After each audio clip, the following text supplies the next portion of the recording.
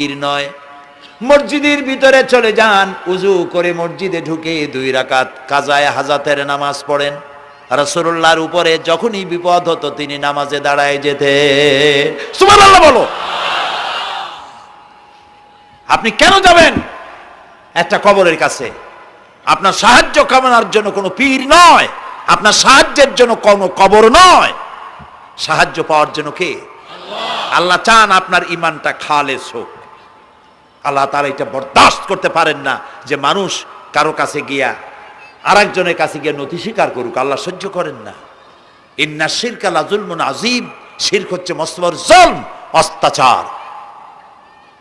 আল্লাহ সব থেকে অপছন্দ করেন কোন গুনাহ বলেন? শিরক। আল্লাহ সহ্যই করেন না। কেন করেন না? একটা যুক্তিতে আসে।